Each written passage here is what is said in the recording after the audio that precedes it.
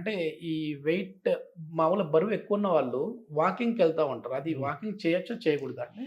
అదే మోకాళ్ళ నొప్పులున్న వాళ్ళు? చూసినట్టయితే చాలా కామన్‌గా మన క్లినికొచ్చేవాళ్ళు 40, 50, హ్మ్. 60 ఇయర్స్ వాళ్ళు వస్తుంటారు. మోకాళ్ళ నొప్పులతోటి వస్తుంటారు. యెస్. సో, ఈ వాకింగ్ ఎక్కువ చేద్దామంటే మోకాళ్ళ నొప్పులు. హ్మ్. మోకాళ్ళు హ్మ్. ఎప్పుడైతే ఈ కార్టిలేజ్ ఒక వయసు రీత్యా ఈ కార్టిలేజ్ ముదిలేస్తే అరుగుతుందో, హ్మ్. హ్మ్. అప్పుడు నొప్పులు రావడం మొదలుపెడతది. ఒకసారి నొప్పులొచ్చినప్పుడు ఎక్కువ దూరం వాళ్ళని వాకింగ్ చేయండి అవన్నీ అంటే వాళ్ళతోటి చేయలేరు. ఓకే. ఓకే. సో, ఎప్పుడైతే బాగా స్ట్రెయిన్ చేసుకొని వాకింగ్ చేద్దామనుకుంటే నొప్పెక్కువైతుంది. ఆ! రాత్రి నిద్ర డిస్టర్బ్ అయితుంది. యెస్. యెస్. దానివల్ల బీపీ పెరగడము, షుగర్ ఇంబాలెన్స్ రావడము.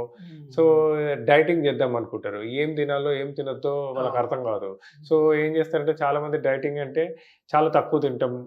సాయంత్రం పూట హ్మ్. తిండి బంద్ చేయడం అలా పూర్తిగా చేస్తారు. స్కిప్ జేసేస్తా స్కిప్ ఉంటారు. చేస్తారు. ఆ! దాంతోటి ఏమైతదంటే నీరసం వస్తుంది. నీరసం యెస్. రాచాక యెస్. ఓ 4 రోజుల తర్వాత మళ్ళా బింజ్ ఈటింగ్ అంటారు. అంటే ఒక 4, 5 డేస్ ఫుడ్ ఫుల్ అవాయిడ్ చేస్తారు. ఒక 2 డేస్ ఫుల్ తినేస్తారు. ఓకే. సో, దాంతోటి ఏంటంటే వెయిట్ అనేది అసలు మార్పు రాదు. ఓకే. మేమేం చెప్పామంటే ఏపీఎన్‌లో ఫస్ట్ వాకింగ్ అనేది కంప్లీట్‌గా తగ్గించుకోండి. ఎప్పుడైతే నీ జాయింట్ పెయిన్స్ బాగా ఉంది, కార్టిలేజ్ బాగా అరిగిపోయిందో, ముందు ఈ కార్టిలేజ్ రీజనరేషన్ మీద ఫోకస్ పెట్టి,